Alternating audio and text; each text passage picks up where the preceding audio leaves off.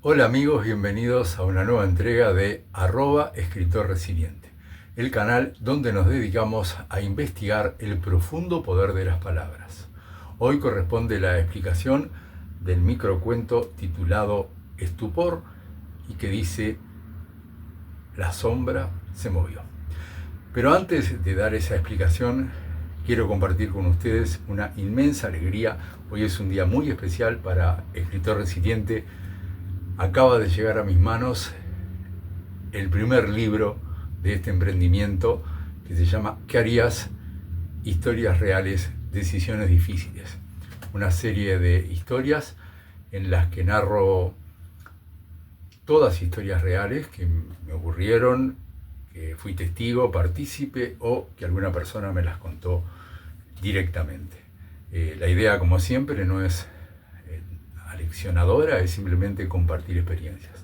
Así que una inmensa alegría por este logro después de más de 2 años y medio de esfuerzo.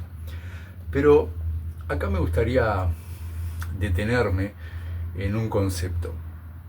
El libro en sí obviamente me hace sentir muy orgulloso y es como la concreción de un sueño, pero lo verdaderamente importante es lo que significa para mí.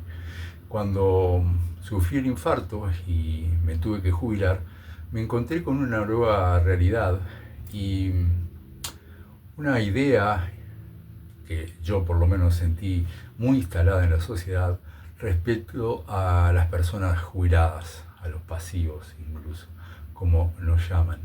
De alguna manera se transmite la idea de que jubilarse es como una suerte de certificado de caducidad o que uno deja de ser útil y que pasa a ser como una carga, cosa que en principio me sorprendió, me molestó, me puso a la defensiva y luego supuse que podía ser una cuestión más bien personal y con toda sinceridad hice un viaje introspectivo y me pregunté qué pensaba yo de las personas jubiladas cuando tenía 30 o 40 años y me di cuenta que probablemente pensaba algo muy parecido, que jubilarse es básicamente gente que le sobra el tiempo, que no sabe qué hacer con su tiempo. Es muy frecuente que te pregunten si no te aburrís y nunca falta el comentario de ir a darle de comer a las palomas a la plaza, como que es lo único que queda.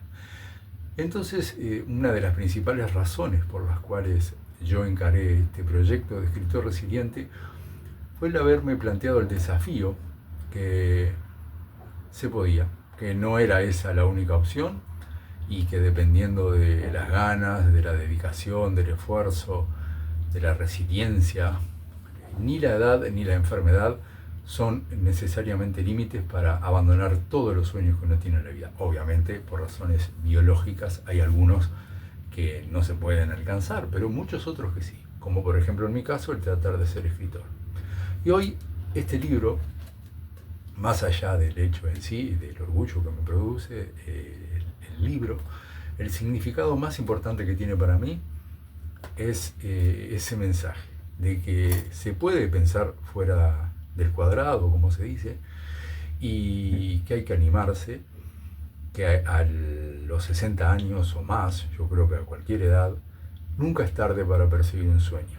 Y lo que me llena de orgullo es eso, haber podido salir de esa historia aceptada, pero no solo por los trabajadores, por mucha gente que se jubila y mansamente asume que esa es la única posibilidad. Ley de vida, me dijo un amigo. Respeto todas las posturas, cada uno pensará lo que quiere. Seguramente hay gente que trabajó toda la vida y lo que desea es quedarse quieto y vivir plácidamente, viva la cara de él.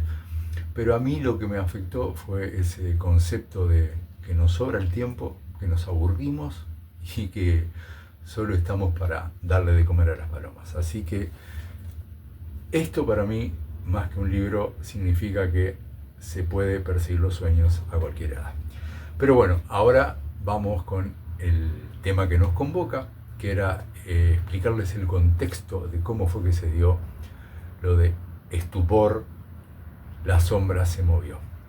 Este microrelato nace de una cuestión que viví con mi nieta hace poco tiempo, que ladró, íbamos caminando por una vereda y ladró un perro, la sorprendió y se asustó muchísimo y me abrazó y lloriqueaba. Y eso me llevó a pensar si tenía idea de cuándo había conocido el miedo, y como a muchos me llevó a mi niñez. Recuerdo que fue de noche, el miedo era la oscuridad, pero en mi caso en particular era todo un tema con las sombras. Me preguntaban qué eran las sombras, si cuando se apagaba la luz las sombras estaban ahí y yo no las podía ver, si tenían vida propia, si eran algo que me rodeaba, de otra dimensión. No sé, tenía 8 o 9 años supongo, tal vez menos. Pero bueno, eso me impactaba mucho, y me acuerdo una noche en particular que la ventana del cuarto que compartíamos con mi hermano daba a la calle y pasaban autos y las sombras se movían, todas armónicas, de todo lo que había dentro del cuarto, ¿verdad? Pero yo en un rincón veía una figura que juraría era humana, como agazapada, y yo hacía el esfuerzo de tratar de distinguirla y clavaba toda mi atención allí para ver si se movía, si no se movía, y cuanto más oscuro se ponía, sentía que más veía ese contorno y venían los autos y todas las sombras se movían de manera armónica, y cuando se iluminaba un poquito más allí, efectivamente no había nada. En un momento pasó una luz y todas las sombras se movieron armónicas, en la misma cadencia, pero esta sombra en particular, la que a mí me angustiaba, la que me ponía nervioso, se quedó en otra posición. Obviamente, gritos, mi madre que vino al cuarto, se prendió la luz y efectivamente no había nada. Pero en ese preciso momento, en ese instante exacto, fue en el momento que conocí la sensación de miedo, o más bien tomé conciencia de lo que era el miedo. Y hoy, con más de 60 años y gracias a mi nieta, recordé ese momento preciso. Bueno, ahora para la semana que viene, para seguir con esta dinámica y que ustedes traten de deducir, intuir, suponer por dónde viene la temática que da lugar al microcuento, les comparto uno que se titula Plaga, y el texto es: ahora la palmera también está muerta. Repito, plaga, y dice: y ahora la palmera también está muerta. Como siempre les digo, si les gusta la propuesta, si los engancha, si los atrapa, si los divierte, los espero la semana que viene para darles la explicación de Plaga. Pero hoy, para despedirme, permítanme hacerlo con el libro. Más que por el libro en sí, por lo que significa. Que ni la edad ni la enfermedad son impedimentos imposibles de superar cuando uno realmente tiene ganas de luchar por un sueño. Esta es la prueba palpable, después de 2 años y pico de caídas, de levantarse, de frustraciones, de alegrías, de mucho aprendizaje, que sí se puede hacer realidad un sueño.